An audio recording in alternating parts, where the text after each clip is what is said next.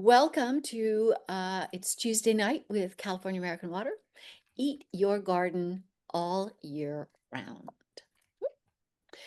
Now, one of the things that you will be getting is a link to this watershed approach to landscape design. So even though we are focusing on edibles, the idea that all landscapes want to incorporate the watershed approach, which we will talk about.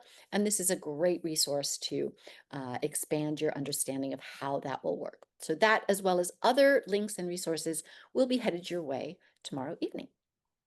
Now, with that, it is definitely my pleasure to introduce Wendy Aikman from California American Water. Take it away.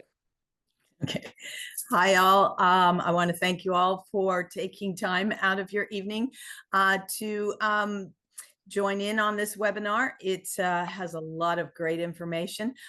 Just a quick howdy do from me is I am Wendy Aikman. I am from the southern regions of California American Water. That's the San Diego, Ventura, and LA districts. And I am the water conservation specialist for all of those areas. So any questions you might have. And I also want to say thank you much to G3 for always being here and putting on such great webinars for our customers. So with that, enjoy, and we'll get back to you later. All right. All right. Thank you. It is definitely our pleasure to be working with you and your team. All right.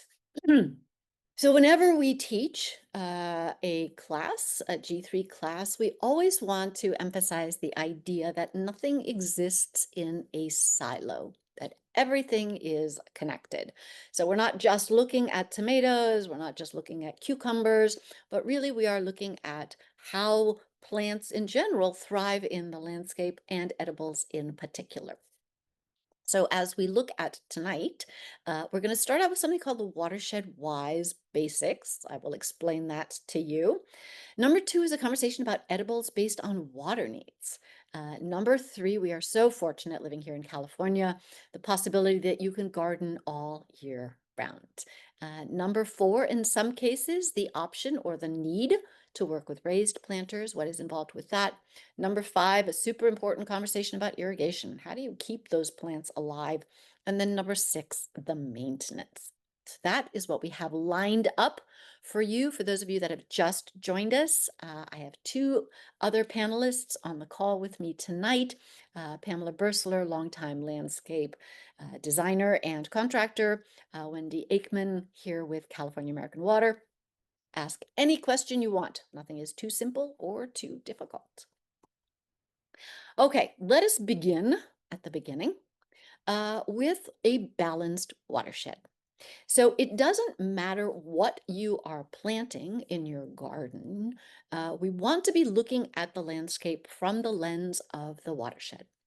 So a watershed is defined as an area of land where all of the water that flows over it or drains under it goes to the same place. So as we look at this graphic here, you can see you've got precipitation that falls onto the mountains. Some of that water is going to flow overland to make its way into the river. Some of that water will make its way through the soil. And then from there, it's possible that that water will continue sideways, basically, into the river, or that water might actually percolate on down. And that is how we replenish our aquifer, our water tables. Then the sun comes out, that water evaporates or evapotranspires, goes back up into the sky, and we start the process all over again. So this is what we want for a balanced watershed. And that's out in the wild. But the idea is that every property can actually be a mini watershed. So the idea that the roof is like the top of the mountains, the street is like the river, and everything in between is within our capacity to improve. Four key principles. One, absolutely essential, is a healthy living soil sponge. The soil has the ability to hold on to water when it receives it, releasing it to the plants as they need it. Number two, selecting climate appropriate plants. So yes, we're going to be talking about edibles, but you will understand how they may be more or less appropriate to our climate. Number three, holding on to rainwater. Even if you're growing edibles, that is something to consider. Where can I hold on to my rain? And then number four, highly efficient supplemental irrigation only when necessary. So moving away from the idea that if you have a garden, you have to have irrigation to one where if I have those first three key things, the soil, the plants, the rain, the need for irrigation drops significantly. Two images there. The one on the left is what we would call a conventional landscape. Water runs off, the soil is uh, depleted, compacted, very hard to work, especially with vegetables, um, and not a lot of diversity. Watershed wise landscape, again, we've got that soil sponge. The soil has actually been contoured for rainwater capture. We have a diversity of plants in there, and very minimal irrigation, if any at all. So when I teach this class in person, one of the questions I'll ask is, why are you interested in growing your own edibles? And people will say, oh, because they taste better, because they're less expensive, because I know what goes into them. But something that many people don't realize is how much nutrition or nutritional value has actually been lost from the foods that we eat. So if we look at this, and this is primarily minerals, but for both vegetables and fruits, in 70 years, in some cases, we've lost almost half. So the possibility that you would have to eat three times, as much lettuce in order to get the same amount of iron, is definitely something worth considering as you look to grow your own gardens. And the nutritional value is very much based on what your plants can pull up from the soil. And so when we talk about edibles, it's yes, they taste good and they're organic, and I know what went into growing them. But here are some of the ways, the key ways that we can create plants or edibles that accomplish all of that. So one, we're definitely going to be talking about the soil. Two, moving away from fertilizers. So fertilizers basically disrupt the relationship between the plant and the biology that is in the soil, the life that is in the soil. It makes your plants more vulnerable to pests, um, and weakens them. There's all kinds of consequences to working with fertilizers.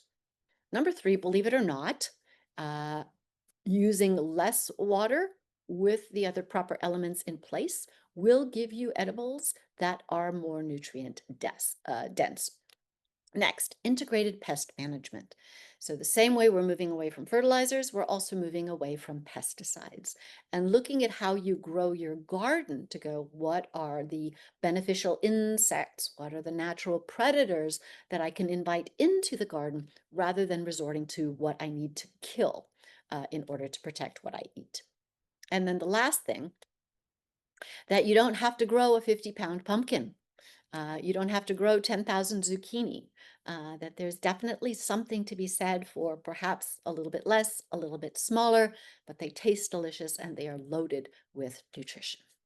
So, soil sponge, this is what we are talking about. It's crumbly and it's dark. We can see the worms. What we can't see is all of the other microbes that are in there that are, invisible to the naked eye. And it is a texture, it is more porous. So, the ability for that soil to hold on to the water, as well as it is loaded um, with nutrients that are available for what we are growing. Next thing to talk about is the balance of oxygen and water in the soil. So most of the time when we think about watering our gardens, our edibles, we think about watering, that our plants don't necessarily have enough water, so we need to add more. And so we tend to think in terms of my plants might dry out. What we don't think about oftentimes is that it's actually possible to overwater. Um, and so when we talk about the balance is of water and it's of oxygen. So obviously, if you've got lots of oxygen, not enough water, your plants are going to wilt, they're going to die.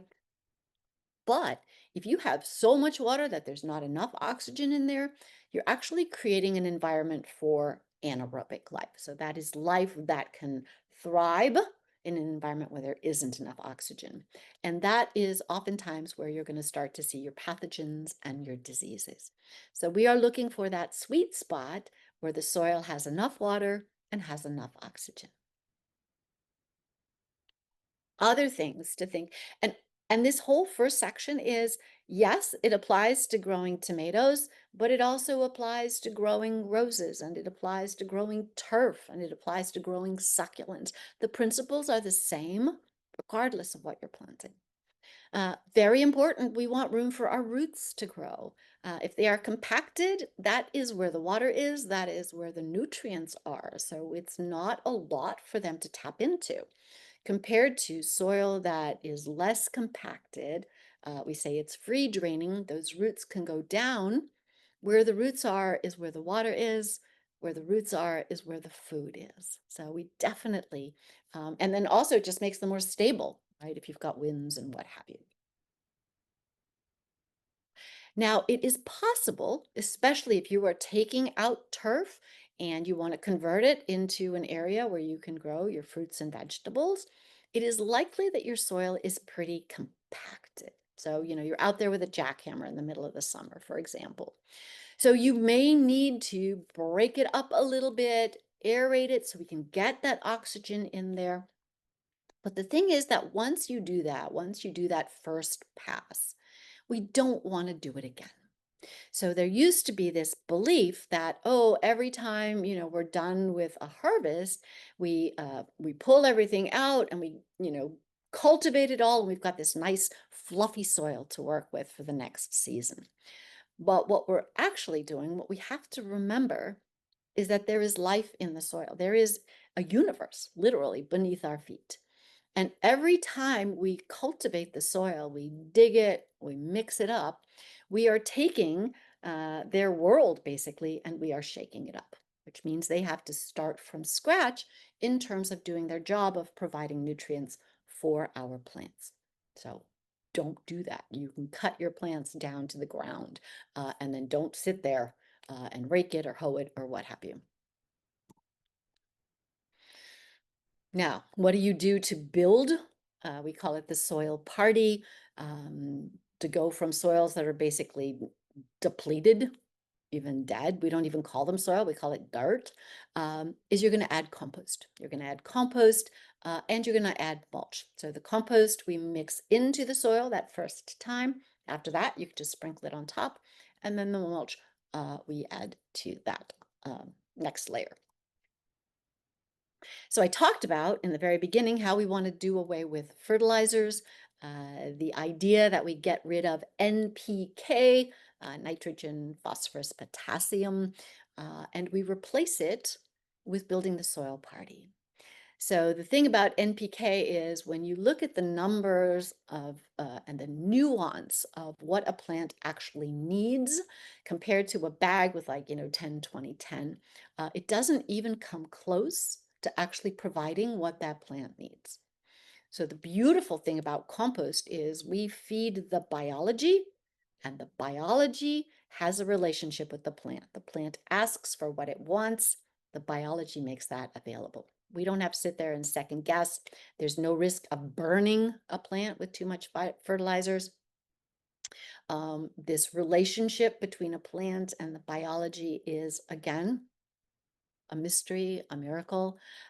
It's very delicate and nuanced. And when we start bringing in chemicals, it disrupts that. And then they don't really know how to talk to each other anymore. And then they are actually made more weak, more susceptible to pests and disease. So save yourself some money, some headaches, and let go of those fertilizers. I talked about compost.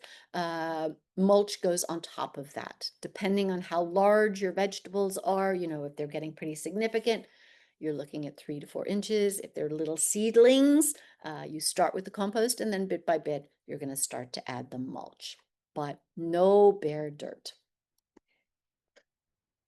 If you are working in larger areas, this is actually what they use in more of an agricultural setting, is the idea of cover crops. So we're going to be talking about underplanting in just a moment, but these are all great because they fix nitrogen. So they get nitrogen, brings it into the soil, which makes it really, really useful for our fruits and vegetables. Okay, let's talk about edibles based on water needs. Now, edibles fall into a different category in that, when we're talking about more ornamental plants, it's pretty cut and dry. We move away from turf and sort of looking for monocultures of turf to watershed-wise landscapes, climate-appropriate plants. With edibles, um, there are definitely vegetables and fruit that we are growing that might need more water, and so we make the exception. But it's nice to understand how much water your plants actually need, because that might also affect how you grow them. So if you have some plants that need a lot of water, you're going to put them together compared to plants that don't need a lot of water at all. So maybe you cluster those together. So you can see here, turf is the poster child for a high water using plant. You've got moderate, and then you've got low and very low. You can see there's colored circles there. So we're gonna talk about that in just a moment. So oftentimes the pattern seems to be if you are growing annuals or biennials, those are basically plants that you are planting anew each year, compared to a perennial, which is a plant that you plant once and it will bear fruit or vegetables year after year after year. And you can see those circles are a little bit different in one versus the other. So under the annual, there are more high water using plants. You don't really see any of them in the perennials. We see low and we see medium water users. And then in the perennials, we see medium water users, low water users, and even some very low water users. So I'm going to show you some examples here. Typical annuals are things like cilantro, cucumbers. Of course, cucumbers is like you could almost drink a cucumber. They have that much water in them. Then you've got your moderate water users, so things like cauliflowers and kales and snap peas. Those you're not watering as frequently. And then there are edibles that are low water users, that are still annuals, but things like eggplants and red peppers and garlic is a low water user. And it's interesting as you look at some of these different vegetables to consider where they originate from. So when you think of eggplant, you are thinking of places, for example, like the Middle East, where there's not necessarily a lot of water. Red peppers you find also in the Middle East, you find them in South America, potentially in climates that don't get as much rain. Now we do the same thing with perennials. So again, these are plants, you put them in the ground once, and then year after year, they come back. So sorrel is a wonderful vegetable. Artichokes, those are coming into season now. You've got low water users, which include the passion fruit as well as the Chinese leek. And what is cool about the passion fruit is not only do you get, so it's grown as a vine, for those of you who don't know, and the fruit is edible, but the flower also attracts butterflies. So the idea that when we plant edibles, yes, we plant them for our consumption, but a lot of them have multi-purposes as well. And then you've got very low water needs. So you've got the prickly pear and you've got the pomegranate, which can be ornamental as well as edible. Now, all of that being said, almost any seedling is going to be a high water user. So if you are starting your fruits or vegetables from seed, then they will definitely require more water in the beginning to get them because their roots are teeny tiny. And then as they start to grow, as their roots start to deepen and spread, you are going to start to wean that water use back. But just so you're prepared. Now, we thought it was kind of interesting to go, well, what are the edibles that are also California natives? So, where do those two things intersect? And so, the idea that you bring in a California native into the landscape that you can also use for jellies and jams that is also habitat. So these ideas are, it is multi-benefit. So this first one makes a great hedge. Forget the ficus, bring in this holly leaf cherry. There's all kinds of wild onions and garlics that are native. On top of it, you've got these beautiful flowers. So more pollinators, attractive to look at, and then you can cut them and put them in your cooking. The ribes. So there are different varieties of ribes, but they are basically the currant. So sometimes you can buy them dried, certainly as fresh. You can literally pop them in your mouth. You can also gather them to make jellies and sauces, etc. Plus, they're just beautiful ornamental plants. So it's a bonus that you get the fruit.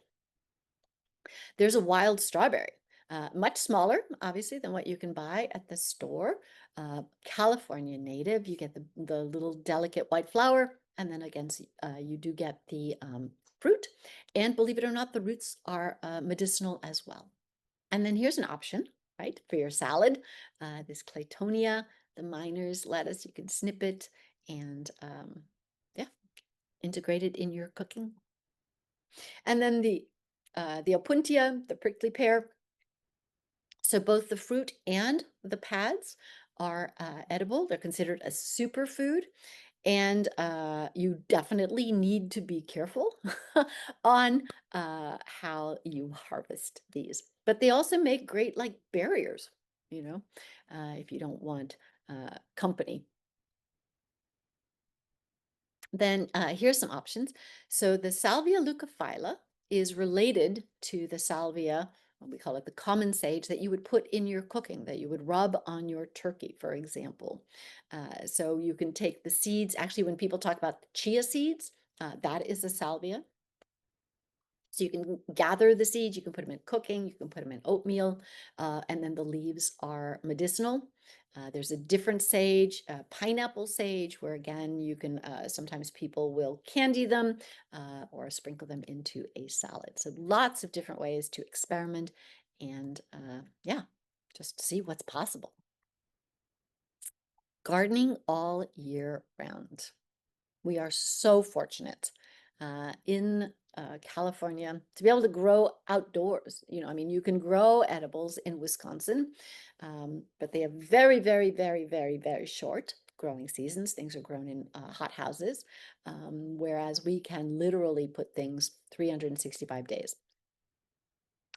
Now, what we have done here is put out an assortment of annuals, biennials, and you'll notice that they've got numbers and they've got colors, right? So you've got a blue 1 and a blue 2 and a black 3 and a yellow 4.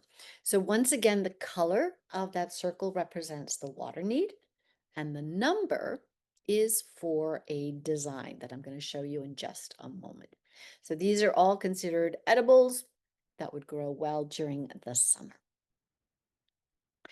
So this is an opportunity as you are planning your garden to mix and match. So that's what the numbers stand for. So you've got 1s, 2s, and 6s. So in our particular, and there's actually a little guidebook that will send you a link to that has a wider assortment of vegetables to pick from. But in this example, the 1s are large. I want them at either end of my planter. I'm going to go back to the previous slide. And you can see I had 2 options. One was I could grow a summer squash, or I could actually grow a winter squash that grows pretty well in the summer. With the 2s, you can see they're smaller. I have them all in a row. In this case, I could grow Swiss chard there. I could grow asparagus there. I could grow calendula there. And on, so 6, I go back, 6 were, what was sweet corn, that was my only option, although there might have been more on the chart. So the idea that instead of, calendula, I could have done Swiss chard, I could have done asparagus. They are essentially the same size. They grow kind of the same way. And then same thing with the winter annuals. You've got the Chinese mustard, you've got your snap peas, you've got onions and carrots. You see the root vegetables are super popular. I go to this chart, uh, and my ones, I could have picked either celery or cauliflower. I went with cauliflower. Let's see, my fours, I went with sugar peas, but I could have done, oh, snap peas, there you go. What's another one? My sixes, I actually decided I wanted both. I wanted carrots and I wanted beets. So you can see how, and you can do this on your own. You can go, I've got X number of square feet. There's definitely some larger plants I'm going to put in. Maybe I want to grow some herbs in there. And what are some of the different ways that it could be laid out in the garden? Now, if you want perennial trees, basically you can have, well, I guess most trees are perennial. You wouldn't have an annual tree. Most trees, if you selected wisely, you could have fruit almost all year round. So you look at the different things we've listed. Again, the colors represent the water. They are all trees, so they're all number nines in this particular book. But, I could have apples anywhere from July to September, pomegranate, September to February. And, what happens is we've gotten a little disconnected because I go to the grocery store and I can have just about anything any time of the year because it's imported from all over the world. But if I'm growing it, when are things coming into harvest in my climate, in your climate? Shrubs. The same thing. So these are there year after year. I mean, and with herbs, literally, it's not like they're really coming into season. You can go out and snip a little bit at any point that you want. But you've got artichokes in April and May. Although, honestly, when I go to the farmer's market, I can get stuff later than that. Sorrel is more of a springtime shrub, and then herbs pretty much all year round if they're perennial. And then vines. So the idea with an edible garden is that you can grow in all kinds of layers. I'm going to show you a food forest in just a moment, but that you've got ground cover edibles, and then you've got shrubs that are edible, and then you've got vines that are edible, and then you've got trees, and that they all work together to create a more resilient, healthy environment. So you can see these are all eights, they're all vines when these different things are coming into season. So wow, passion fruit you can get almost almost all year round. Pretty incredible. What else? Dragon fruit, a little bit limited. Kiwi, October to May, so also a pretty long growing season. With kiwi, I believe you need a male and a female in order to get the fruit. Not necessarily the case with all of them. Same thing with the fruit trees. You do have to be aware. Some fruit trees you will need a male and a female. Some fruit trees that will get questions like, well, how come my cherry tree didn't do very well, or I didn't get any fruit on my peaches? Definitely something to be aware of with the fruit trees is some of them have a chill minimum. So you have to have X number of cold weather days and nights in order to get the fruit production that you desire. So if you're not getting the fruit, it may be that your temperatures are just too warm. So they're not getting what they need in the winter in order to bear fruit in spring and summer. So here is that image of the food forest. So you can see all the different layers. Um, and believe it or not, the more plants you have, the more densely your landscape is planted, the less water you use. Other advantages, the more diverse the world on top, the more diverse the biology below. With more diversity in the biology before, the soil improvement happens faster. It becomes more friable, more porous. So we're able to hold onto water at deeper levels. So it just becomes like this beautiful upward spiral. And then again, it helps with sequestering the carbon, fixing the nitrogen. So be abundant with what you are planting. Be diverse with what you are planting. Raised planters. So some people may be taking out their turf or just, they've got an area where they're going, goodness, it's time to start growing some edibles. Or in some cases, you are, for various reasons, looking at working with a raised planter. If you can put it in the ground, it is best. It requires less work, less water. The roots can go deeper. The biology works better in its native setting. You can hold on to water. That's a key one for longer periods of time. But sometimes that is just not possible. So I'm going to give you some of the reasons why nothing you plant grows. Um, or things to look at if you're not quite getting the harvest you were hoping for. Excuse me. So, one is this conversation about compaction. So, it could be that your soil is compacted and you can remediate it. You can break it up a little bit, you can add some compost, and eventually the biology in the soil will improve that texture. Sometimes it's much harder because you actually have a layer of something called hardpan or caliche.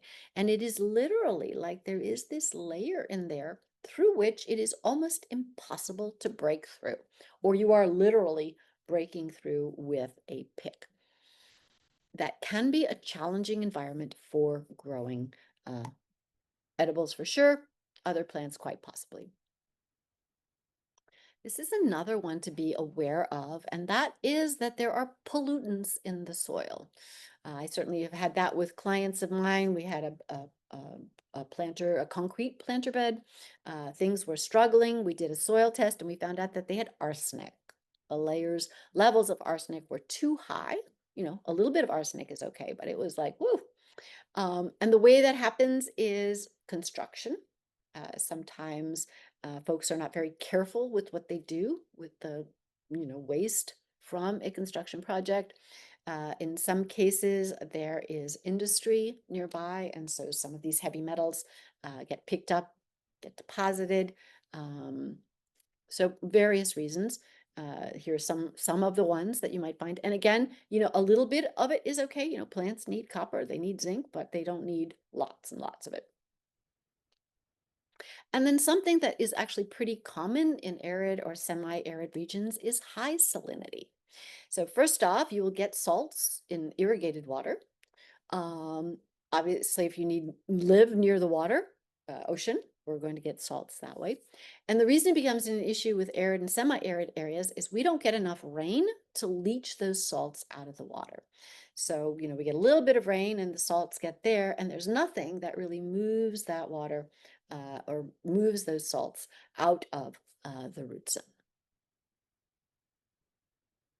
And then it's quite possible that you've got weeds who you just cannot get them under control. In those cases, you are looking at building your own planter and making sure that when you build that planter, that it is a safe and non-toxic environment. So if you are repurposing wood, which is a great thing, make sure that it hasn't been painted or stained or pressure treated, basically no chemicals. Railroad ties used to be a big issue. Or, somebody just gave it to you and you're not quite sure where it came from. If you're buying fresh wood, redwood, pine wood, what have you, that's fine.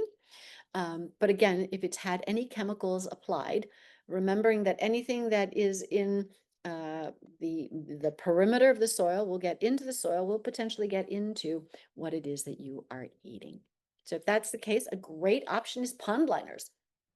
You just line it, fill it with soil, and away you go. Number 5, irrigation. Water is the number one thing that will kill your plants, any plant. Um, and when you are watering in a planter or in a pot compared to the soil, there are definitely going to be some things you need to consider.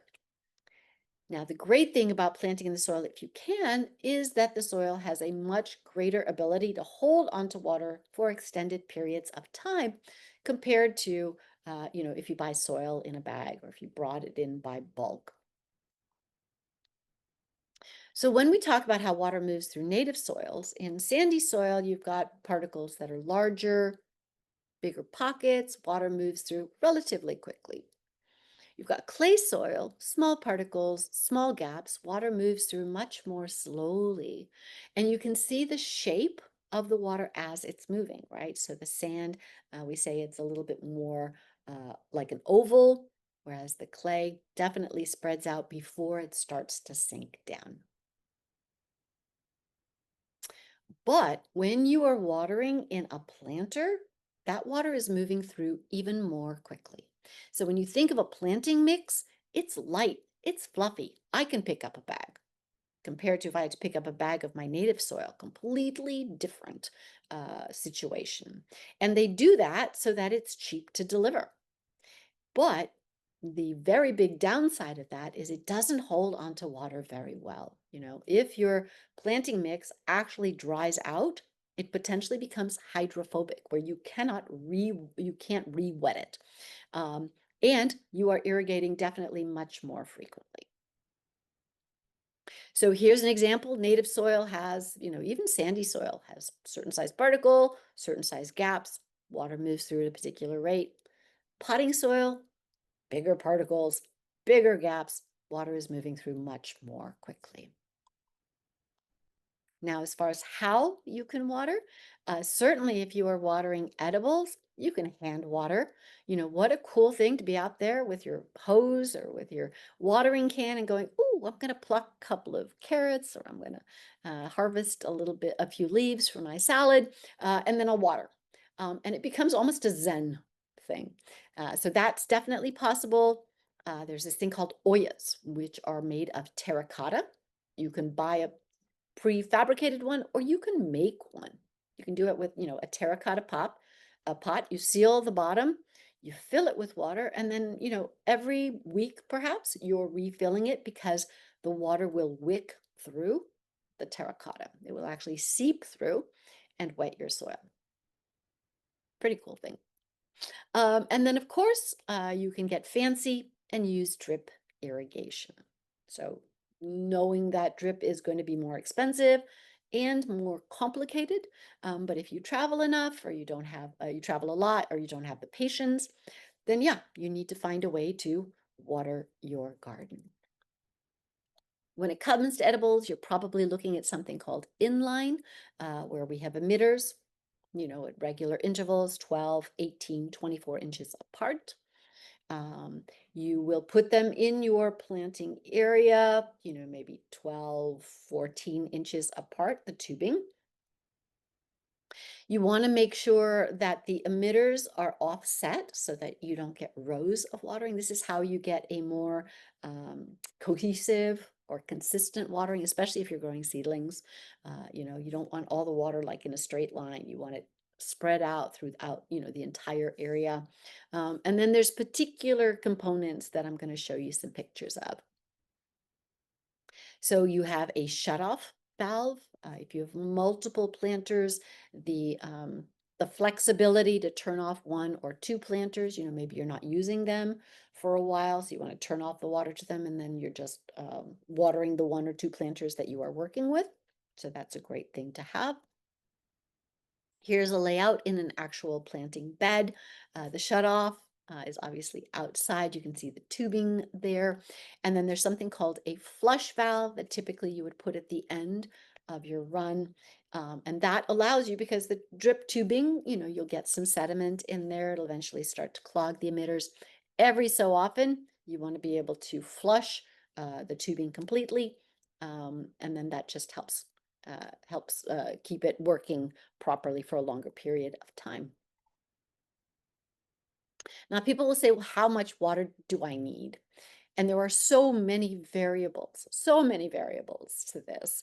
But we thought it was an interesting comparison to just see how much water at different times of the year, and then how much water in native soil versus potting mix. So I'm going to start out with the smallest amount.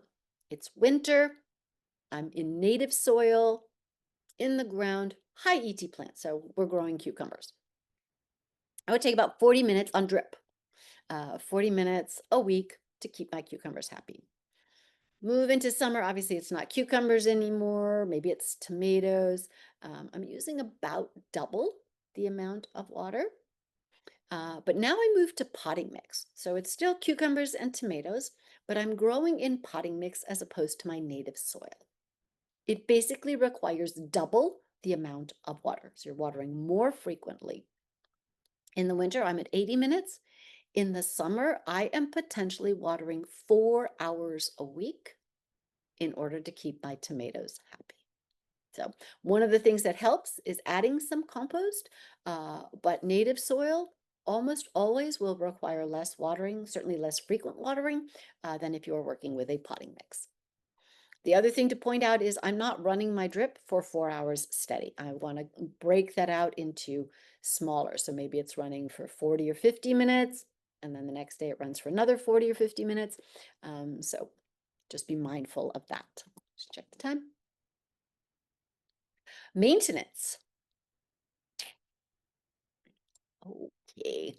This is the thing about growing vegetables and fruit, um, is it's really easy to start an edible garden, to get all excited, soil's all fluffy, I put in my seeds.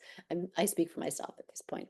And then I get distracted and I stop paying attention, and yeah, eventually my edible garden not so happy anymore. Here are some growing tips for as you're starting your garden. So, depending on the type of plant you have, there may be different ways that you want to start them. So, in some cases, you're going to start them from seed, whether they're seeds that you buy or seeds that you exchange with a neighbor. So, things like greens, your spinaches, your lettuce, your root vegetables like your carrots and your beets will actually grow just fine if you put them directly in the soil or in little seed packets and then water them. And then they will grow up. If it's in the little seed packs, what do you call them? Little starter boxes. Great to get are the ones that are biodegradable. Or you can do it in like egg cartons that are cardboard, and that you get them started and then you transplant them out into the garden. And then you've got crops that are more like the tomatoes, the squash, the basil. They are actually happier if you jumpstart them indoors and then transplant them. So again, the same thing, you can use those little starter cartons, but basically before they go outside, that you've gotten them a little bit more of a head start.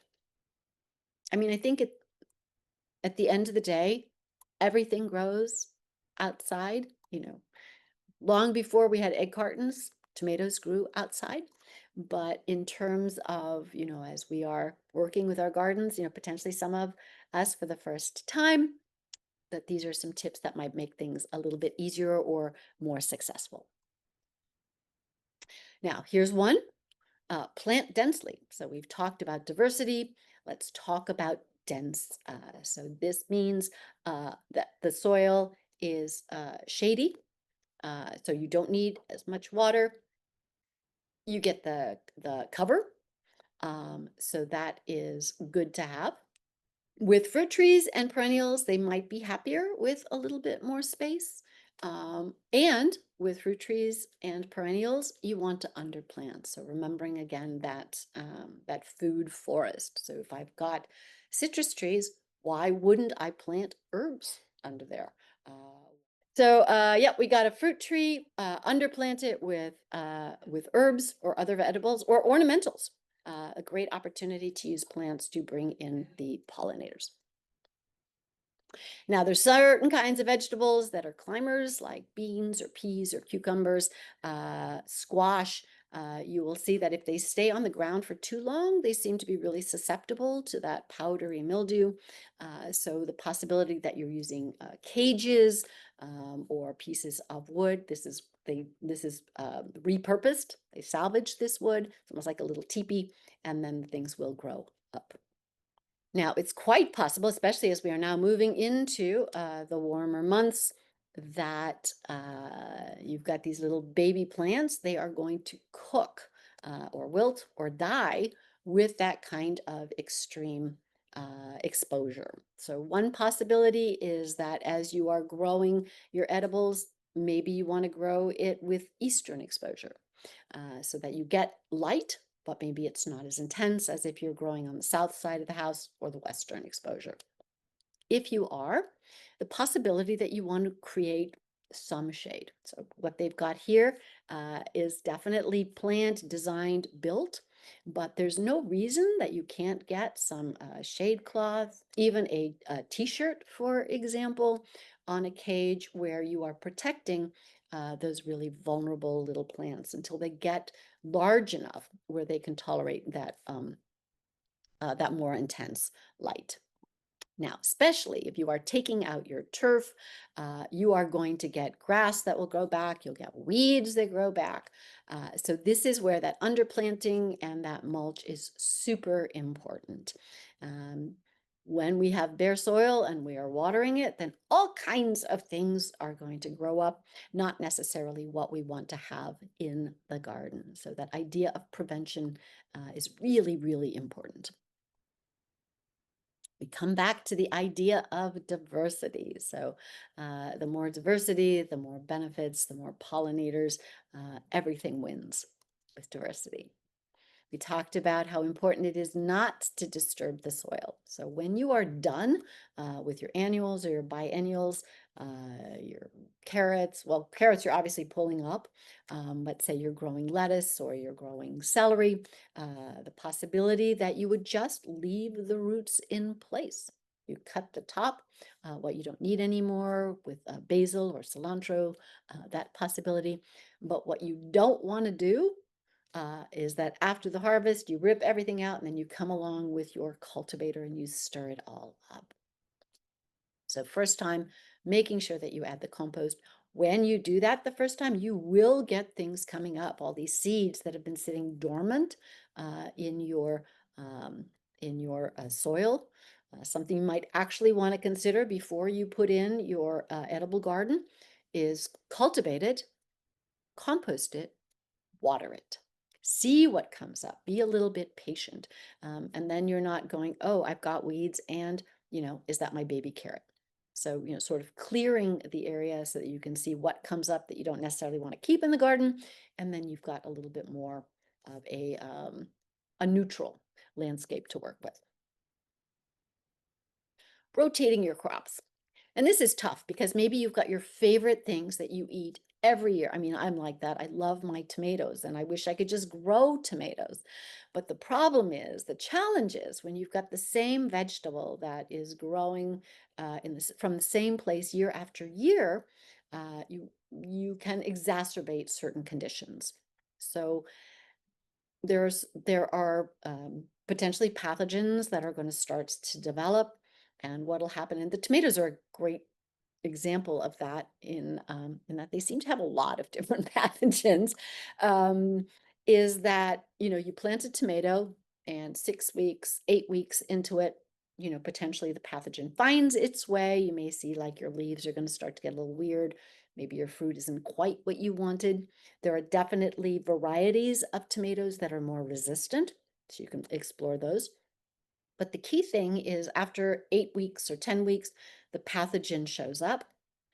If I come back the following year and I put the tomatoes back in the same location, that pathogen shows up after 2 weeks because it's already there. It's waiting. And that pathogen tends to be very specific to particular crops. So we recommend rotating them. So one year it's tomatoes, the next year it's eggplant, the next year it's potatoes. And they actually say you need about 5 years in between the crops. The other thing that can happen is even though you've got that biology providing all of those nutrients, it is possible if year after year it is the same crop that you are planting, that the soil can become a little depleted of particular nutrients because they just keep asking for the same one. So for that reason, mix it up. And people will say, well, I don't want bugs eating my food. I'm doing all of this work and then they come along and they eat everything.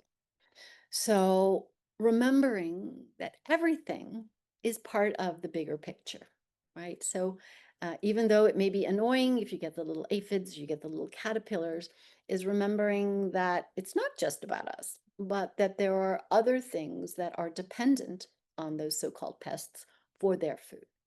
And if you've got a diverse, abundant garden with um, different kinds of flowers, bringing in California natives, then we are inviting a variety of um, predators and allies to help manage the pests.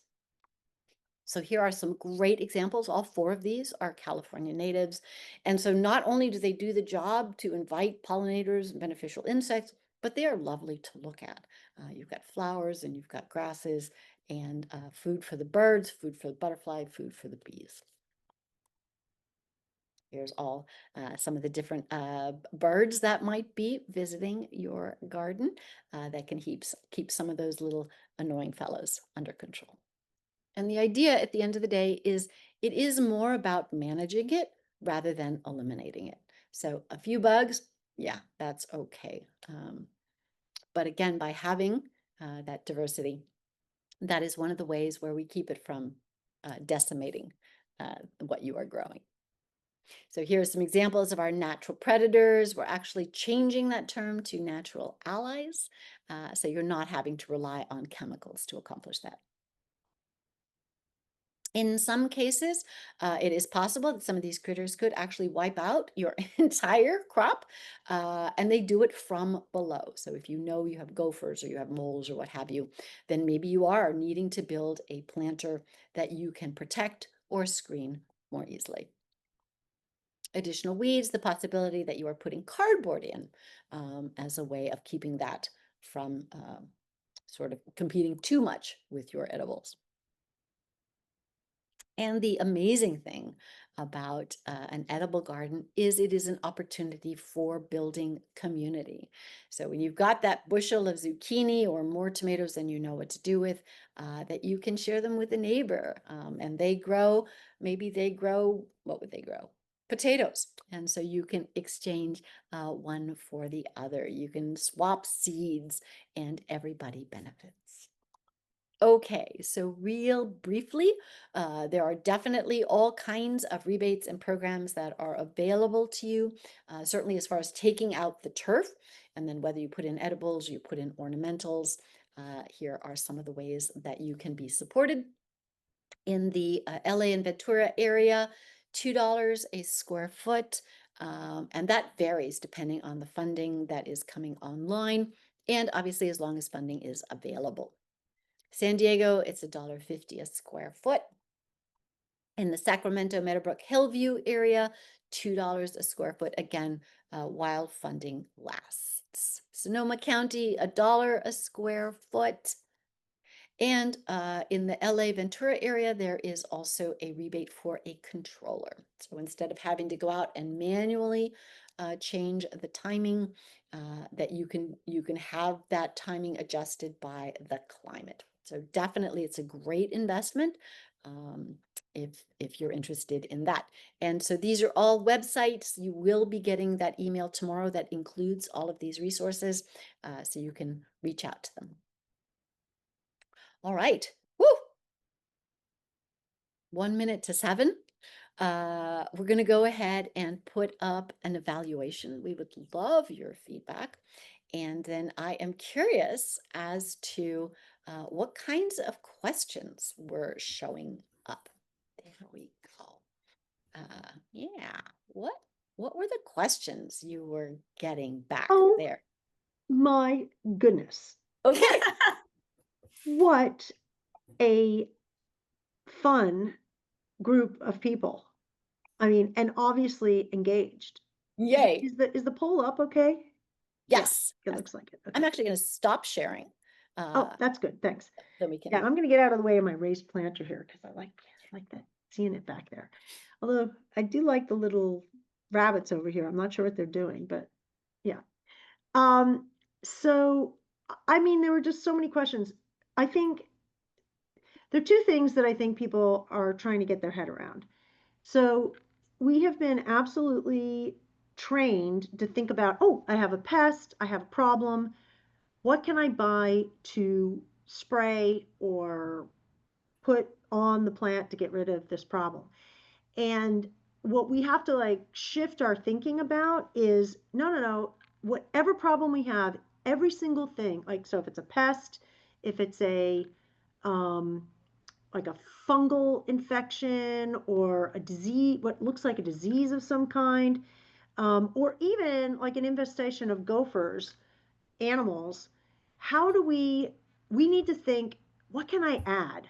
What can I add here that will either counterbalance this or provide an alternative so that so that these pests aren't attacking, my produce. And so the the thing that I came back to time and time again is worm castings are your friend. Like worm castings are like the perfect food for a vegetable gardening, um, for the soil in a vegetable garden. And they have a lot of enzymes in them. The worms themselves have produced all these really super valuable enzymes that the plants can take up that help them to fight off things like powdery mildew and black spot and even things like aphids and gophers or grasshoppers. We had questions about that. Insects are attracted to plants that are either weak or have been over fertilized. Over fertilized is like the best way to get aphids in your garden is to put fertilizer down. For sure, you're going to have aphids or other sucking insects like grasshoppers. That's a chewing insect, but still. Um, and so eliminate fertilizers 100%. Only use worm castings and compost. Make sure the soil is nice and dry around the plant so you have a nice wood mulch or a nice straw if you can get your hands on pure straw mulch. And then just always think about what you can add. Like, what other plants can we put in here? How can we keep the ground covered with green things that are growing? Can we put pollinator strips in where we're planting flowers or other things that we're not necessarily harvesting the food, but that are food for predators of these insects or of these things that are, bothering my vegetable garden. So that's kind of the mentality. And I would say like many of the questions came back to that, came back to that Yeah. idea. Interesting. And like, here's a great question. How do we attract worms? Okay, that's a great Love it. question. You attract worms by having biologically active soil because worms eat bacteria. That's what they eat. They don't eat soil, they eat bacteria. So they are coming to your garden. Worms will be attracted to your garden. First of all, if it's not overwatered, so that's really critical too. If you have overwatered soil, worms need oxygen, so they're not going to be swimming around in your soil if there's no oxygen in it. So making sure that you're not overwatering, but then having plenty of compost, um, even worm castings, which will actually have eggs in it, so you'll get worms that way. Keeping the roots in the ground of the previous crop, allowing them to decompose. Oh my gosh, that is going to be like a worm heaven right there. And keeping mulch on top of the soil so that the soil is cool, which is also important for the worms. It can't get too hot. If it's not covered with mulch, you won't get worms because it's too hot. So yeah, all the like formulas that we've given you, which all come back to these kind of basic things, will just make it all like it's pretty much the answer to every single question that we had. Um,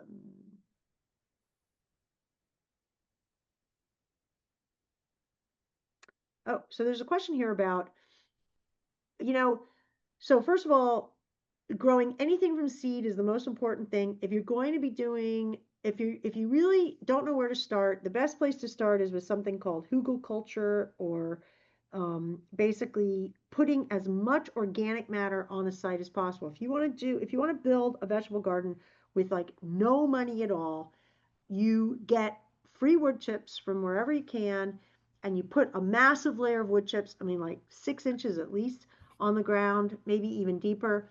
And then you take like compost, and you make holes in that mulch, and then you plant your plants in that, or you plant seeds in it and grow from seed. That's probably the best way to do a vegetable garden on no money and to have a lot of like diversity. I could type it in here, but I would look up something called, I don't know if they're still around, but there used to be an organization called Urban Adama. I'll put it in the, here it is. I'll put it in the chat. Urban Adama. I think it's Adama with an H, but I'm not sure. Anyway, they used to grow vegetable gardens on abandoned parking lots. So they grew them on top of asphalt. And the way that it's in the interim until the parking lots were converted into, developed, they put down like a foot of wood chips and then they planted on top of that. So it can be done anywhere. Anyway, that's I answered the questions that are, oh no, there are even more. Hold on. What do I say about squirrels? I say they're really good in wine sauce. Okay, how do we deal with spider mites? Spider mites are also sucking insects. Yeah, sucking insects. So the same thing is what we said for aphids. Stop fertilizing. No fertilizer. Make sure it's not overwatered. Make sure there's mulch on top of the soil. Make sure that you're using worm castings as a way of providing some enzymes and even worms and so forth to the soil, and keep those roots in the ground of the previous year and let it decompose, and you won't have a problem with spider mites. But make sure that it's not too wet. Too wet is probably the biggest, that's probably the biggest thing. Oh, the other thing you can do also for spider mites, that's a great thing to have pollinator strip, or it's a misnomer to call them pollinator strips, to plant strips with flowers. It's really more like predator strips. So, although that doesn't sound good either. So, Yeah. but anyway, it's biodiversity strips. How about that? You're basically planting other stuff that attracts things, that keeps your the insects that you don't want in check. So that's pretty much all I've got. I do thank everybody. Oh, yeah, so the